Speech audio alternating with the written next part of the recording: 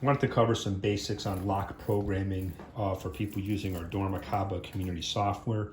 You can see I've got a couple different lock models set up here for the purposes of the demo. Now, regardless of what lock model you have, every one of our community systems is going to include a lock programmer. You can see here, it's also referred to as the maintenance unit or the HH6.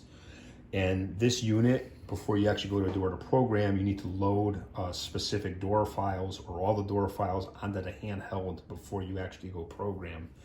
Now, one thing I also want to point out, and you simply do that back at the workstation, you can see there's a USB cable over here, and you're going to connect that to the workstation and transfer the files.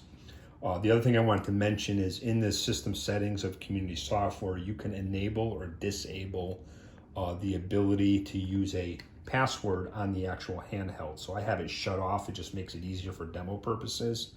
So when I activate my HH6, it's simply going to fire right up and bring you to the home screen. And you can see here you have your menu options available. There's these little buttons just below the screen that are going to line up with what menu selection you want to make. So for us doing lock programming, I simply select a lock. I can do stuff like clock update or some other basic functions like diagnostics or doing an audit. So if I'm programming a lock, I select program. I'm going to select the only lock in my list, which happens to be the RT lock model. It is going to let you know that you already programmed the lock. This is just an added little step just to make sure you're not duplicating something by mistake. Now, lock probe, that basically is going to be specific to your lock model. The quantum locks on the far right, if you have those, they use something called the smart probe, which is simply a USB cable mini connector. Again, the other end plugs into the base of the unit, and that mini connector, there's a port right below the reader of the lock.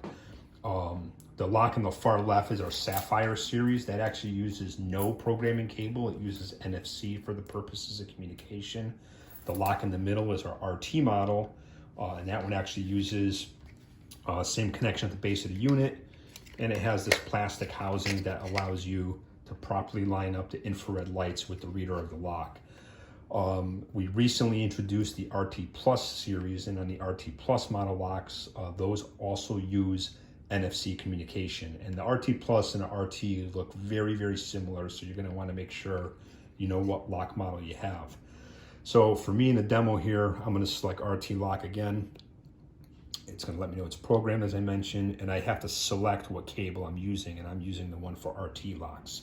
If I was going to, for example, need NFC, if I click on next, you would see the NFC option. But if I go back, I'm going to select RT cable simply by pressing enter, or I'm sorry, hit the arrow key below it.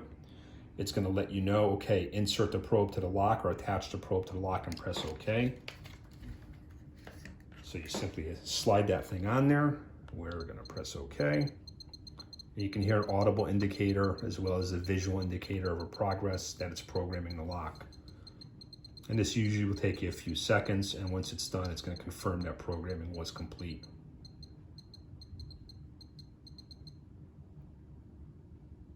And that's it. One thing I also want to mention is when I was programming this, I had to select what type of cable I was using.